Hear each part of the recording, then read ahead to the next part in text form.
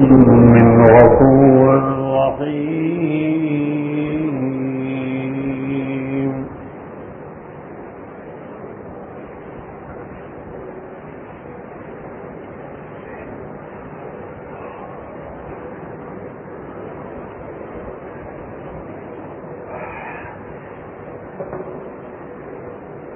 ایمان ایک بہت بڑی نعمت ہے جس کو اللہ تبارک و تعالیٰ عطا فرمائے اس پر بڑی اس کی مہربانی ہو. لیکن اصل مقصد یہ ہے کہ ایمان کے بعد اس پر انسان قائم رہے، مضبوط رہے، ثابت قدم رہے. یہ بات ہے سب سے بڑی.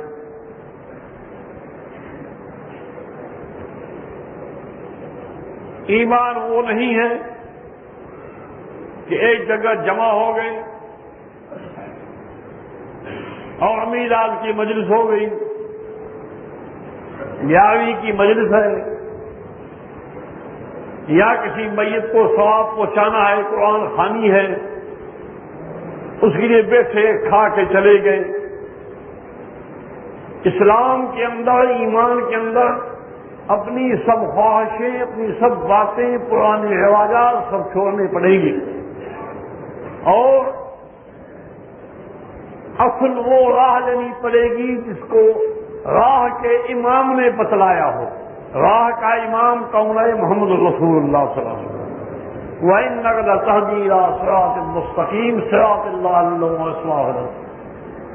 یعنی تو ہی اے نبی صلی اللہ علیہ وسلم اللہ کی راہ دکھانے والا ہے. تو اس چیز کے مطابق اپنی زندگی بنانا، اس کا نام ہے ایمان. جو حکم ملے اس پہ یقین ہو، شبہ نہ ہو، حکم ملنے کے بعد شک کی کوئی گنجائش نہ رہے، اس کا نام ہے ایمان. اگر شک ہو گیا تو ایمان نہیں رہے گا. کیوں قرآن کہتا ہے ثم لا یجدوا فی انفسہم حرجا مما قضیت. فرمایا ایمان کی شرط کے لیے ہے یہ بات کہ نظام تیرے فیصلے کے بعد پھر ان میں کسی قسم کی دل میں کوئی تنگی نہ ہو، شبہ نہ ہو، رکاوٹ نہ ہو. یہ کیسے ہوگا؟ ایمان گیا، بس اس کو قبول کرنا ہے. اور اس کے بعد اپنی مرضی، اپنے خیالات کو استعمال کرنا یہ بھی غلط ہے. وما كان لمؤمن ولا مؤمنة اذا قضى الله ورسوله امرا ان يكون لهم الخيرة من امرهم.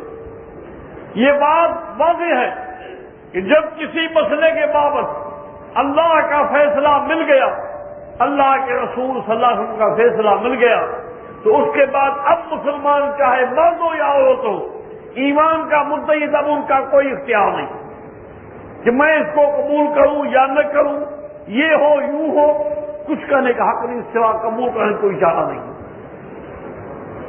پھر اس راستے پہ رہنے پر کئی آزمائشیں آئیں گی، کئی امتحان آئے گا.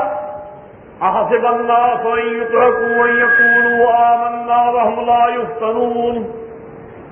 کیا لوگوں کو یہ گمان ہے کہ انہوں نے صرف کلمہ پڑھ لیا بس کافی ہے، کوئی امتحان، کوئی ابتلا، کوئی آزمائش کچھ نہیں ہوگی؟ نہیں. فرمایا وَلَقَدْ فَتَنَّا الَّذِينَ مِن قَبْلِهِمْ فَلَيَعْلَمَنَّ اللَّهُ الَّذِينَ صَدَقُوا وَلَيَعْلَمَنَّ الْكَاذِبِينَ. تم سے پہلے لوگوں کو بھی اللہ نے آزمایا، ایمان کے مدعی تھے، ان کا امتحان لیا، آخر ان میں جو سچے تھے ان کو بھی ظاہر کر دیا، جو جھوٹے خالی دعویٰ کر ان کو بھی ظاہر کر دیا.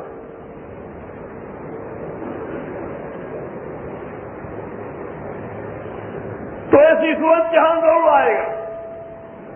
چنانچہ قرآن کریم خبر دیتا ہے لَتُبْلَوُنَّ فِي أَمْوَالِكُمْ وَأَنفُسِكُمْ وَلَتَسْمَعُنَّ مِنَ الَّذِينَ أُوتُوا الْكِتَابَ مِن قَبْلِكُمْ وَمِنَ الَّذِينَ أَشْرَكُوا أَذًى كَثِيرًا وَإِن تَصْبِرُوا وَتَتَّقُوا فَإِنَّ ذَلِكَ مِنْ عَزْمِ الْأُمُورِ. تمہاری ضرور آزمائش ہوگی، تمہاری جانوں میں، جسم میں، تمہارے مالوں میں، اولاد میں، کمائی میں، دندوں میں، ہر چیز میں تمہارا امتحان ہوگا۔ اور جو اسلام کے دشمن ہیں، مشرک ہیں، یہودی ہیں، جو بھی ہیں، اہل کتاب ہے، جو بھی اسلام کے خلاف ہیں، ان کی طرف سے تمہیں ایسی باتیں سننی پڑے گی جو تمہیں دکھ پہنچے گا، تمہارا دل جلے گا، تمہارا سینہ کلیجہ جلے گا، وہ باتیں سن کر یہ سننی پڑے گی۔ تمہارا یہ معنی نہیں ہے کہ تم نے ایمان کا دعویٰ کیا، تمہیں کوئی آزمائش ہی نہ آئے، تمہیں کوئی تکلیف نہ پہنچی ہے، پہنچے گی۔ پھر فرمایا وَإِن تَصْبِرُوا وَتَتَّقُوا فَإِنَّ ذَلِكَ مِنْ عَزْمِ الْأُمُورِ۔ جب ان حالات کے بعد، ان تکلیفات پہنچنے کے بعد بھی تم نے صبر کیا اور اللہ سے ڈرتے رہے، اپنی جگہ پہ قائم رہے، تو پھر یہ ہے اللہ کے ہاں پختی بات، اب تم مومن۔ اس کا نام ہے استقامت، اس کا نام ہے اپنی جگہ پہ قائم رہنا۔ یہ ایسا عقیدہ ہے، یہ ایسا مسئلہ ہے، اگر انسان اپنے دل میں اس کو بٹھا دے، اپنے دل میں اس کو بٹھا دے، اس پر یقین رکھ دے، تو پھر اس کو اب کہیں جانے کی ضرورت نہیں، کسی کے آگے سوال کی ضرورت نہیں ہے، کوئی مسئلہ اس کے لیے مشکل نہیں ہوگا، سب مسائل اس کے لیے حل ہو جائیں گے۔ چنانچہ یہی سوال رسول اللہ صلی اللہ علیہ وسلم کے سامنے آیا، عرض کیا گیا کہ یا رسول اللہ کلی فی الاسلام قولا لا اسأل عن احد بعدک۔ فرمایا یا رسول اللہ صلی اللہ علیہ وسلم مجھے زیادہ باتیں تو یاد نہیں رہتی، مجھے ایک ایسی ہی بات اسلام کے بارے میں سمجھا دو، ایک ایسا ہی مسئلہ مجھے اسلام کے بارے میں بتا دو جو اس پہ عمل کرنے کے بعد پھر آپ کے بعد میں کسی کے سامنے سوال نہ کروں، کوئی مشکل سامنے پیش نہ آئے۔ اب سنیے، نبی صاحب فرماتے ہیں اُسی جواب القلم، مجھے جامع کلمات عطا کیے گئے ہیں، تھوڑی بات میں سب بات سمجھا دیتا ہوں۔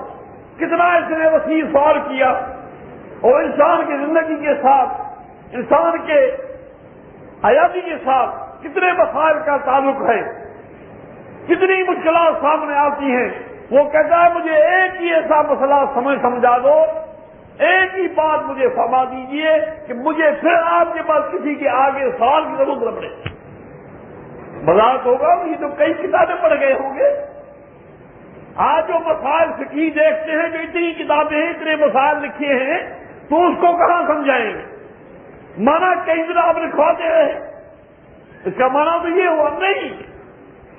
قربان جائیے اس تعلیم پر دو موضوع میں ساری بات سمجھا دی۔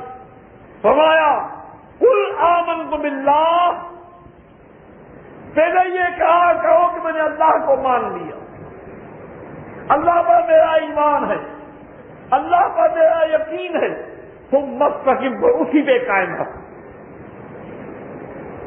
اسی چیز پہ قائم رہو۔ یہ ایسا عمل ہے، ایسا طریقہ ہے جو کسی کے پوچھنے کی ضرورت نہیں۔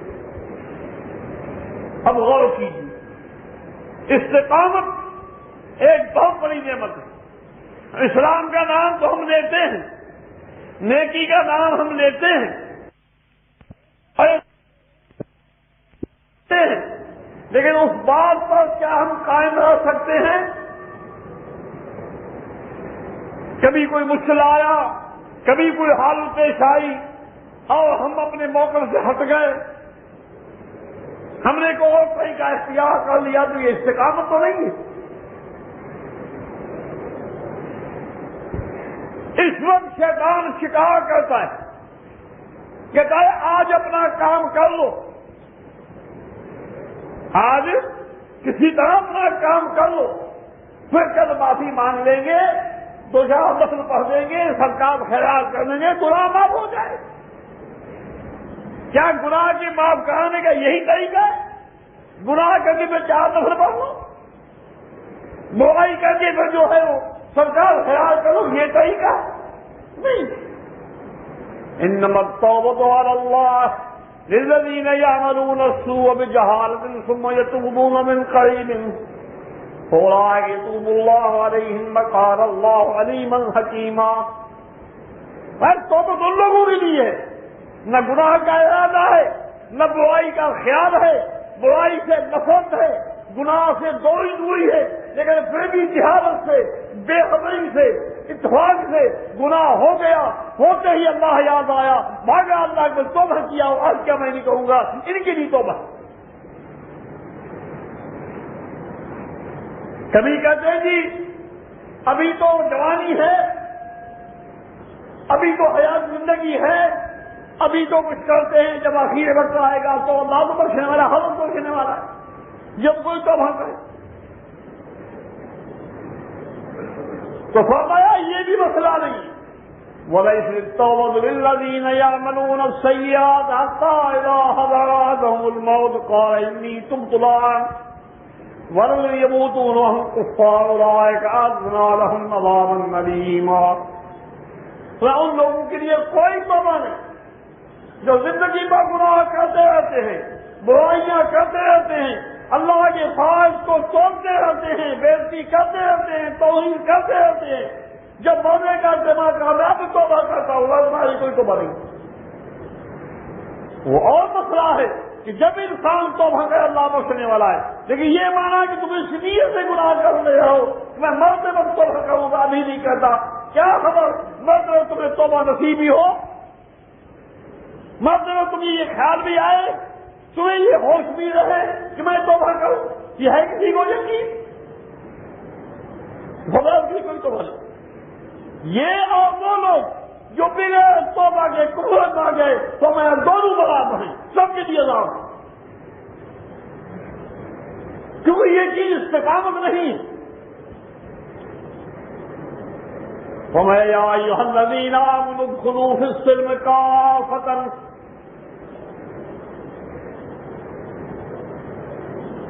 اے مسلمانوں پورے کے پورے اسلام میں داخل ہو جاؤ۔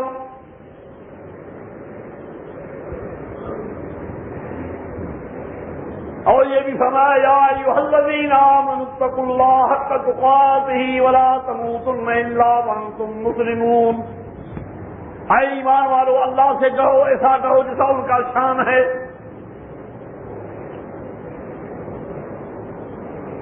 حق لوٹا جو ان کا شان ہے، اور مرو تو مسلمان ہو کے مرو، اس کے بغیر نہ مرو۔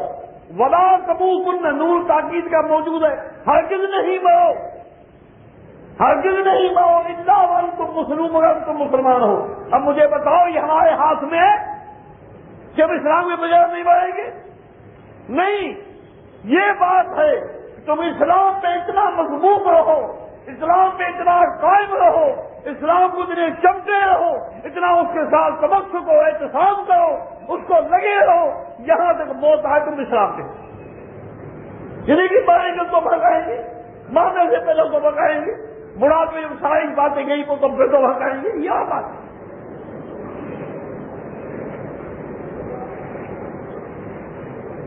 جن لوگوں کو خوف اللہ کا ہوتا ہے وہ ہر وقت اللہ کا توبہ کرتے ہیں، وہ اللہ سے خائف ہوتے ہیں، گناہ کرتے ہیں، ڈرتے ہیں کہ ہم نے کیا کیا، افسوس کرتے ہیں گناہوں پر، ہم سے کیا ہو گیا۔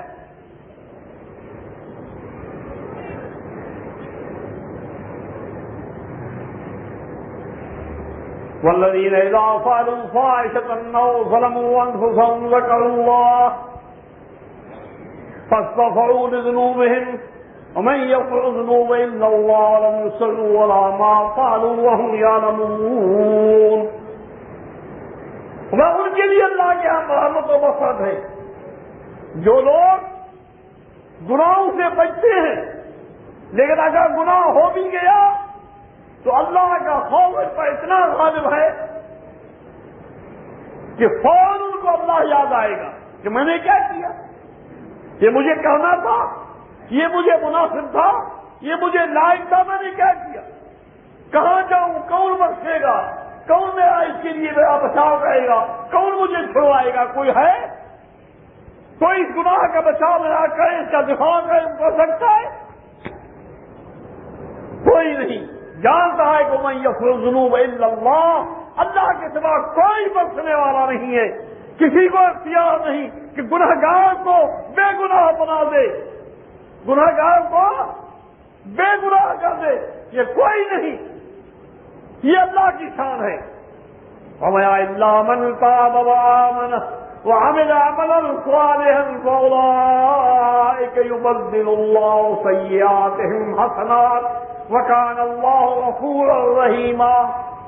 جن لوگوں نے توبہ کر لی، ایمان لے آئے اور نیک عمل کرنا شروع کر دیا، برائیاں چھوڑ دی، تو اللہ تعالیٰ اتنا مہربان ہے کہ ان کے گناہوں کو میٹ کر وہاں نیکیاں لکھ دے گا۔ اللہ بخشنے والا مہربان ہے۔ یہ ہے اصل مسئلہ۔ تو فرمایا اگر اسے گناہ ہو گیا تو اللہ یاد آئے گا، اللہ کا خوف طاری ہوگا۔ وہ آیتیں، وہ حدیثیں جس میں گناہ کے لیے ترغیب آئی جو اس سے شروع ہوا ہے، اس گناہ کے خلاف دھمکیاں آئی ہیں، تغلیظ و تشدید آئی ہے، وہ ساری آگے سامنے آئینے کی طرح آ جائیں گی۔ میں نے کیا کیا، میں کہاں باقی آپ کا کوئی دروازہ نہیں، کوئی درگاہ نہیں بخشنے والی، ورنہ من دونی ملتحدہ، کوئی پناہ کی جگہ نہیں ہے۔ باقی کا اللہ کے سامنے اپنے گناہوں کا اعتراف کرے گا، اپنی خطاؤں کا اعتراف کرے گا، ندامت کرے گا، عہد اقرار کرے گا کہ میں آئندہ یہ گناہ نہیں کروں گا، میں اس پہ قائم ہوں، نہیں کروں گا، وہ مسئلہ عید پہ بخشش ہے۔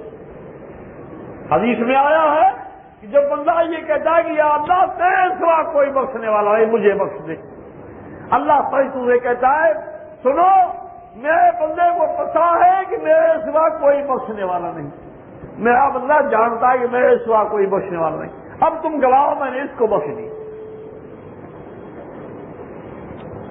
تو بھائیوں اصل بات جو ہے وہ استقامت کی ہے، اللہ کو رب مان لینا، پھر اس بات پہ قائم رہنا، یہ سب سے بڑی بات۔ اس کے لیے کئی مشکلاتیں آئیں گی، کئی تکلیفیں آئیں گی، اس کا ہمارے روزگار پر اثر پڑے گا، ہماری کمائی بھی متاثر ہوگی، اور ہماری دوستی بھی اثر ہوگا، برادری بھی اثر ہوگا، ہماری بود و بات بھی اثر ہوگا، مگر یہ ساری چیزیں اللہ کے لیے قربان کرنی ہوگی، اور اللہ کا بھی وعدہ ہے کہ جو بندہ میرا سب کے لیے برداشت کرتا ہے لیکن مجھے نہیں چھوڑتا، ایسے بندے کو میں بھی نہیں چھوڑوں۔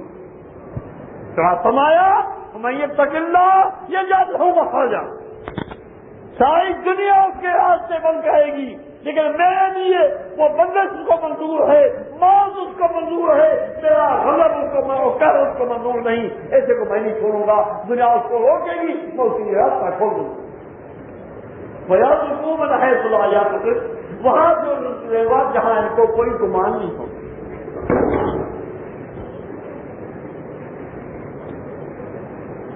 تو یہ آپ نے فرمایا قل آمنت باللہ، اگر تم یہ چاہتے ہو کہ میں کسی سے پھر نہ پوچھوں، یہ کہہ دو میں نے اللہ کو مان لیا، اللہ پر ایمان ہے، تم بس اس بات پہ قائم رہو۔ جسے آپ نے معاذ اللہ کو فرمایا 10 باتوں کی اس کو تعلیم دی، اس میں یہ پہلی بات یہ تھی لا تشرکن باللہ وإن قتلت أو حرقت، اے معاذ اللہ کے ساتھ شرک نہیں کرنا، چاہے تو قتل ہو جائے، چاہے جلا کر راک کیا جائے، اللہ کے ساتھ شریک نہیں بنانا۔ یہ ہے انسان کا ایمان، یہ ہے استقامت۔ نبی صلی اللہ علیہ وسلم کی جماعت جو اللہ نے ان کو دی تھی وہی جماعت تھی جو آپ کے شایان نشان تھی، ہمارے جیسے نہیں تھے جب ہر بات میں اپنا مفاد رکھتے ہیں۔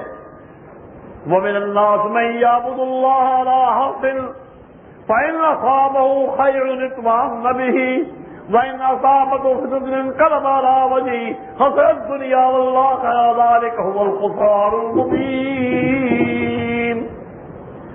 بعض لوگ ہیں جو اللہ کے لیے عبادت بھی کرتے ہیں، تو ان کی عبادت کا یہ مقصد نہیں ہوتا کہ وہ ہمارا مالک ہے، ہم اس کے بندے ہیں، بندے کا کام ہے عبادت کرنا، نہیں، وہ اپنی چہرہ پر سے دیکھتے کہ یہ اس سے فائدہ ہوتا ہے، نماز پڑھنے سے تجارت میں نفع زیادہ ہوتا ہے، کام میرا بنتا ہے کہ نہیں، روزے سے کام بنتا ہے کہ نہیں، عبادت سے کام بنتا ہے کہ نہیں، ہمیں کیا فائدہ ہوتا ہے۔ اپنا مفاد سامنے رکھتا ہے. فَإِنْ أَصَابَهُ خَيْرٌ اطْمَأَنَّ بِهِ، اگر کوئی فائدہ ہوا کہ ہاں بھی یہ دین اچھا ہے، یہ دین ٹھیک ہے. وَإِنْ أَصَابَتْهُ فِتْنَةٌ، اگر کوئی آزمائش آ گئی، رکاوٹ آ گئی، تکلیف آ گئی، انقلب علیہ، پیچھے ہٹ جائے گا، پھر جائے گا. فما یہ وہ ہے کہ خسرت دنیا والآخرہ، ہمیں دنیا اور آخرت دونوں برباد کرتا ہے. تو یہ بات نہیں ہونی چاہیے. اللہ کے جب بندے ہیں تو بندے کا کام ہے کہ مالک کے ساتھ رہے، دکھ میں بھی اس کے ساتھ، سکھ میں بھی اس ساتھ. ہم جب ہمیں خوشی ملتی ہے اللہ کو بھلا دیتے ہیں، مغرور ہو جاتے ہیں، دنیا گھر میں آتی ہے، دولت جمع ہوتی ہے تو ہم جو ہیں وہ غلام سے غافل ہو جاتے ہیں. اب ہمیں کیا ضرورت اللہ کی ہے، سب کچھ مل گیا ہے. تو لوگ گرا پکڑ جاتی ہے. فقالوا نحن اکثر اموالا واولادا وما نحن بمعذبین، ہمارے پاس مال بھی ہے، اولاد بھی ہے، سب کچھ ہمارے گھر بھرے ہوئے، ہمیں کون عذاب کرے گا؟ وہ یہاں تک پہنچ گئے آدھی کو من اشد منا قوة، ہم سے بڑا کون عذاب کرے گا ہم کو؟ سمجھ آئی بات؟ تو یہ مغرور ہو جاتے ہیں دنیا سے، دنیا کی وجہ سے اللہ سے مغرور ہو جاتے ہیں، غافل ہو جاتے ہیں. پھر انسان کا کیا حال ہے؟ جب تکلیف آتی ہے پھر مسجد بھاگے گا، پھر دعائیں پڑھے گا، دعائیں کروائے گا، وظیفے پڑھے گا، وظیفے پڑھوائے گا، قرآن کے ختم نکلوائے گا، بتا یاد آ جائے گا. یہ تو روح کو بھی یاد آیا تھا جو کہ سر خیر ہے اس قوم کا جو سر سے اللہ کو نہیں مانگتے. لیکن وہ وقت بھی آیا جب جرمن نے ان کے دم میں ناک میں دم کر دیا تو مولویوں کو بٹھا دیا مسجدوں میں، قاضیوں کو گرجاؤں میں، اللہ سے دعا کرو. اللہ ہے کہاں دعا کرے اس سے، لیکن دعا کرو. یہ انسان کا حال ہے. دنیا میں عیش میں آرام میں اللہ یاد نہیں ہوتا ہے، باقی جب تکلیف آ گئی پھر اللہ یاد آئے گا. بیماری ہے تو اللہ، دکھ ہے تو اللہ، قاضی بن گیا تو اللہ. اب یہ اللہ کی ضرورت پڑ گئی. یہ جو ہے وہ انسان کا ایمان نہیں ہے، یہ استقامت نہیں ہے. وَإِذَا مَسَّ الْإِنسَانَ ضُرٌّ دَعَانَا لِجَنبِهِ أَوْ قَاعِدًا أَوْ قَائِمًا فَلَمَّا كَشَفْنَا عَنْهُ ضُرَّهُ مَرَّ كَأَن لَّمْ يَدْعُنَا إِلَىٰ ضُرٍّ مَّسَّهُ كَذَٰلِكَ لِلْمُسْرِفِينَ مَا كَانُوا يَعْمَلُونَ. جو انتہائی اسراف اور زیادتی کرتے ہیں، حد سے گزر جاتے ہیں اللہ کے دین میں، نہایت وہ جو ہے غافل ہو جاتے ہیں. ان کا کیا حال ہے؟ جب ان کو تکلیف پہنچتی ہے تو اللہ کو یاد کرتے ہیں. وَإِذَا مَسَّ الْإِنسَانَ ضُرٌّ دَعَانَا لِجَنبِهِ أَوْ قَاعِدًا أَوْ قَائِمًا، کھڑے بھی اللہ، بیٹھے بھی اللہ، سوئے بھی اللہ، اللہ اللہ پر دعا کرتا ہے. فَلَمَّا كَشَفْنَا عَنْهُ ضُرَّهُ، جب ہم ان کے تکلیف کو ختم کر دیتے ہیں، اس کی مشکل کشائی کر دیتے ہیں، مَرَّ كَأَن لَّمْ يَدْعُنَا إِلَىٰ ضُرٍّ مَّسَّهُ، اس طرح بھلا دیتا ہے کہ وہ کوئی دوسرا تھا جو چلاتا تھا، وہ کوئی دوسرا تھا جو پکارتا تھا. یہ بات کو تکلیف پہنچی نہیں، یہ وہ دوسرا ہے. تو یہ ہمارا حال ہے. حالانکہ ہمیں چاہیے کہ خوشی میں بھی اللہ کے رہیں اور غمی میں بھی اللہ کی رہیں. بلکہ رسول اللہ صلی اللہ علیہ وسلم کی تعلیم ہے تعارف الی اللہ شرخاء یعظکم بالشدہ، بندہ خوشحالی میں اللہ سے اپنی جان پہچان پیدا کر، مشکل میں خود کی پہچانے گا. ہم خوشی میں اللہ کو دیکھتے نہیں ہیں، توجہ نہیں کرتے، کوئی پرواہ نہ شریعت کی کرتے ہیں، نہ قرآن کی کرتے ہیں، نہ احکام کی، نہ قانون کی، نہ حلال حرام کی تمیز کرتے ہیں. پھر جب مصیبت آتی ہے مولوی صاحب دعا مانگو، خدا کے پاس سے دعا مانگو، میں بڑا مشکل ہوں. بے ایمان میری حالت کو معلوم نہیں. اس دن میں تم نے اللہ کو یاد کیا، کبھی اللہ کے دروازے میں آیا، اب تمہیں اللہ یاد آیا. لہذا انسان کو چاہیے، بندہ جب بن گیا آمن باللہ کا معنی یہ، اسے استقامت کا معنی یہ ہے، سکھ ہے یا دکھ ہے، خوشحالی ہے یا بدحالی ہے، کنگالی ہے، صحت ہے یا بیماری ہے، آسانی ہے یا مشکل ہے، سب کا دروازہ نہ چھوڑے. مشکل ہے تو اس سے پناہ مانگے، خوشی ہے تو اس کا شکریہ کرے، صحت ہے تو اس کے آصف مانگے، اور نہیں اس سے ان کا شکریہ کرے، بیمار کو کیا بھی مانگے، یہ اللہ کا، یہ ہے انسان، یہ ہے اصل استقامت۔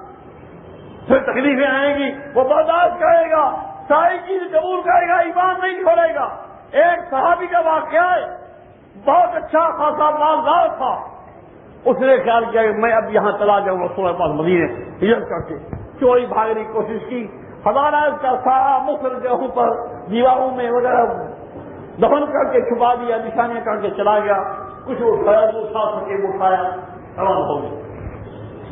ان کو ڈالا گیا، یہ جا رہا ہے گیا، ان کو آنے لگی، اتنا مالدار آدمی یہ چلا گیا تو سارا مال وہاں مسلمانوں کو کام آئے گا، تو سلح دے بعد کیا مسلمان یہ قربانیاں کر دیں اسلام کے لیے، یہ کر دیں یہ کر دیں کہ بہت اسلام کو تکلیف پہنچے گی، اس کو نہیں چھوڑو۔ آگے جا کے اس بات پہنچے، تیروں کی وہ پاوار کی ان پر حملہ ہوتا رہا، آگے انہوں نے کہا بھائی اب چاہتے کیا ہو؟ یہ میرے پاس اتنا مال ہے، یہ سارا میں آپ کو دیتا ہوں، سارا مال لے جاؤ، میری جان چھوڑو چلے گی، 2 قبروں میں نہیں چھوڑیں گے، کبھی نہیں چھوڑیں گے۔ ان کو یقین تھا کہ مال اس کا بہت، اتنا مال تو نہیں کیوں دے رہا ہے ہم کو، مال بڑا مشہور مال رہا تھا، وہ مال کہاں گیا؟ نہیں چھوڑیں گے کبھی۔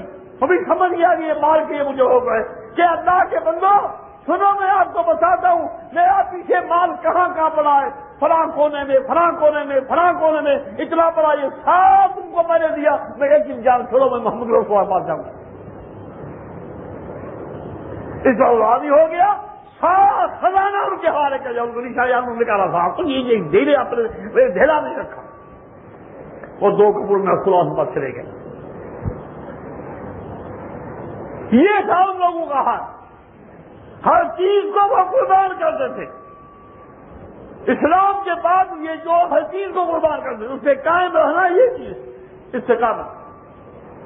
ہمارا اندر یہ ہے، تھوڑی بہت تکلیف ہوتی ہے اسلام ہی بھول جائے گا، اللہ ہی بھول جائے گا، کئی تو لوگ چلے جائیں گے درگاہوں پر، اس بزرگ کو تو اللہ نے نہیں دیا یہ دیں گے، اللہ کے دام رہے دیں گے، اللہ جو نہیں دیا اس کو کون دے گا؟ اللہ کا اندر ذہن کو کون دے گا؟ یہ ذہن کہاں سے آیا؟ فرمایا ما یفتح اللہ للناس من رحمت فلا ممسک لہ وما یمسک فلا مرسل لہ من بعدہ وہو العزیز الحکیم۔ جس کے لیے اللہ تعالیٰ اپنی رحمت کا دروازہ کھول دے، اپنے خلاب کا دروازہ کھول دے، اس کو کوئی بند نہیں کر سکتا، اور جس کے لیے بند کر دے کوئی نہیں کھول سکتا۔ کون دینے والا ہے؟ دینے والا تو وہی ہے، نہیں دیتا ہے مانا تمہاری نافرمانی کر دی جا ہے، تمہاری گناہوں میں غلطی کر دی جا ہے، تم اللہ سے معافی مانگو، اللہ کے آگے توبہ کرو، استغفار بڑی نعمت ہے۔